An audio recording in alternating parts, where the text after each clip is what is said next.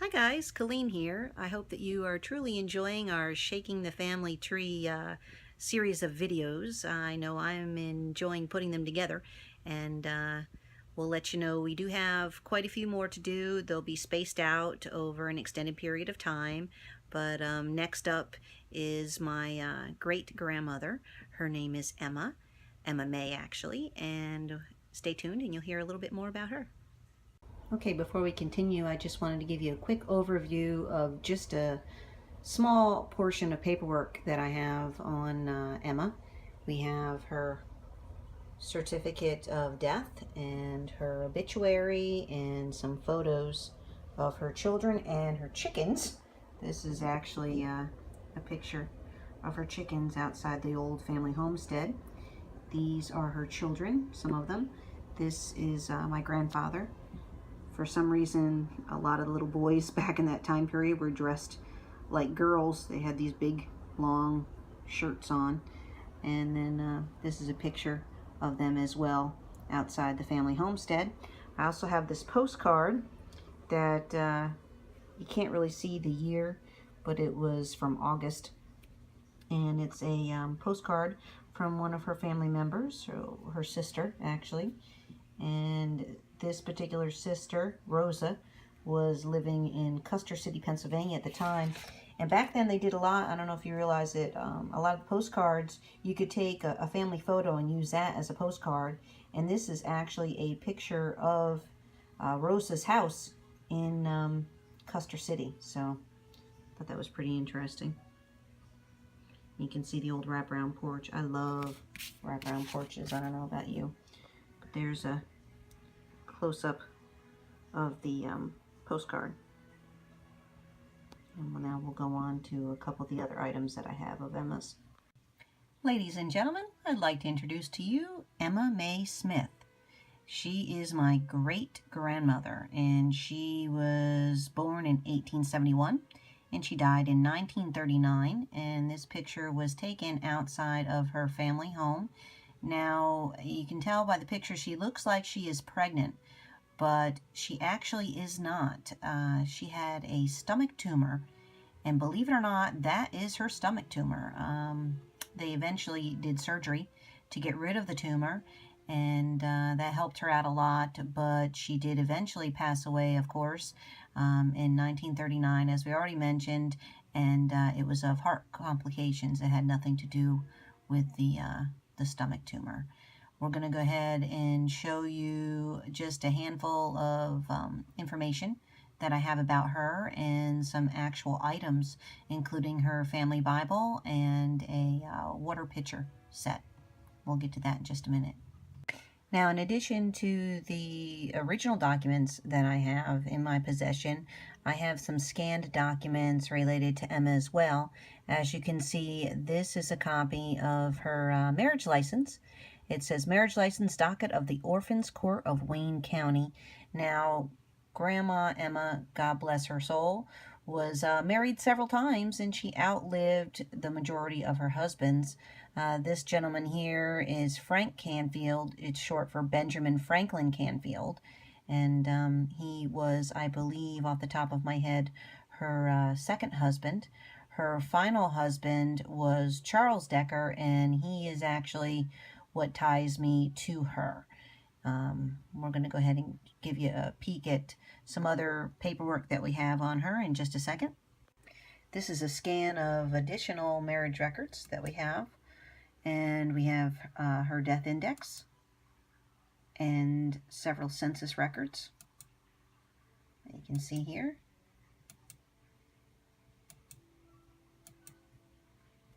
And that is about the extent of what we have scanned online so far. Now, I was told that Grandma Emma married 3 different times, but I have not been able to this date to find any information on her first husband. I can tell you that her second husband, again, was Benjamin Franklin Canfield. She had several children with him, Charles, Clarence David, Eva, and Madeline. And then she married Charles Alfred Decker and gave birth to my grandfather, Howard Alfred Decker. Now, her parents were Simon Smith and Mary D. Brooks. And the Smith family, we traced pretty far back. I'll give you a look at the final ancestor that I have in that line in just a second. As you can see, the very last ancestor, or first ancestor, depending how you're looking at the chart, in the Smith line is Sir William Smith II, and he dates back to the 1400s. He was born in 1460 and died in 1527, and he spent his life in the London, Middlesex, Champion, Pitney, Surrey, England area, as you can see. And he was married to Lady Isabella Neville. And that's all we have on him so far. I'm still working on that line. Now, as far as the Brooks line, the farthest I've been able to get on that one is William Brooks, and he was born in 1610 in Devon, England, and he died in October of 1688 in Springfield, Hampden County, Massachusetts, and he was married to Mary Burt. So that's all we have on them, but again, I am still working on that line, so we'll see how far we get. This is Emma's wash basin set. I mentioned it a bit earlier. It is very old, as you can see. It has 1, 2, 3, 4 pieces to it. Some of them are not in very good condition, so I keep it put away safe so that it can't get any more damage. And I'm going to tell you a little bit more about it in just a second. First of all, I want to show you the maker's mark on these, because the maker's mark is usually very important. And there is that one. Made in Belgium, as you can see. There's that. And there's that. So each of the pieces have a stamped maker's mark on it, and we'll tell you a little bit about the maker's mark. From what I've been able to ascertain so far, it is, as you can see, a Bosch La Laveur. I don't know if I say that right. Bosch Fries. It was, I think, manufactured in the early 1840s. That's when that company started. They primarily served a local market and then went worldwide, and some of their works are on display at galleries all over the place, and I guess they earned their worldwide recognition at the International Exposition in Paris in 1844. At least that's what I was able to find out upon doing a little bit of research. And the factory itself, I also found out, continues to operate, but now they make bathroom fixtures and utilitarian wares, and that they've used a variety of marks over the years. This one is the only one that I'm concerned with, of course, and you can see it's got a number there on it, 3577. I haven't quite been able to connect that to anything yet, but we'll work on it as time goes on. The next item I want to show you is Emma's Holy Bible, and it was passed down for generations through the family. I'm the one that has it now. As you can see, it is a behemoth. Very old. It's got metal clasps and locks together like that, snaps shut, which, there, like that. And it is actually one of my most favorite items for a variety of reasons. Mainly because it has family history information built right in, where my great-grandmother wrote different things in between the margins. I also enjoy the illustrations. As you can see, they're quite colorful. Here's what I was looking for. You can see that this was manufactured by Gately and Fitzgerald, and it says 2,000 scripture illustrations on steel, wood, and in color. And it's got more than just the Bible in it. It's got other things as well. And I'm looking for, if I can find it,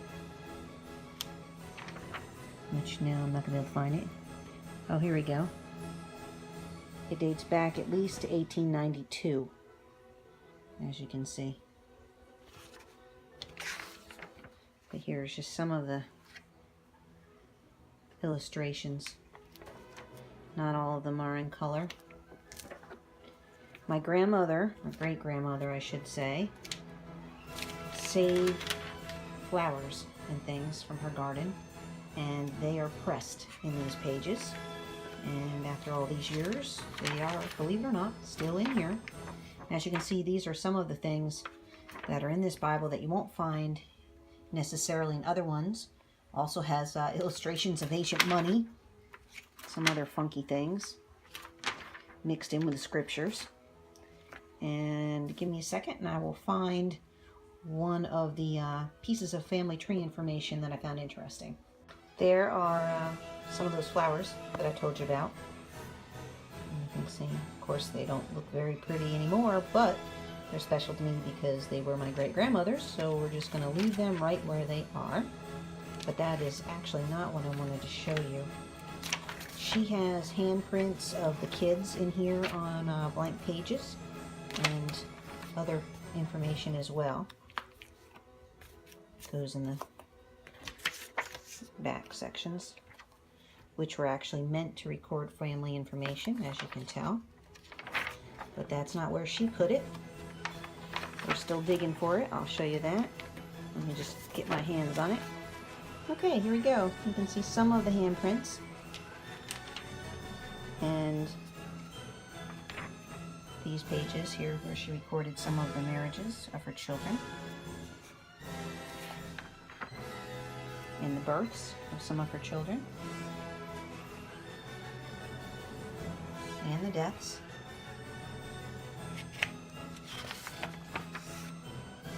Nothing on that page. And this one, Family Temperance Pledge, which is kind of interesting. Of course, nobody signed it, but it is in there. And that pretty much sums up the basis of what you'll find inside this Bible. And of course, I keep it somewhere safe in the house. Rightfully so.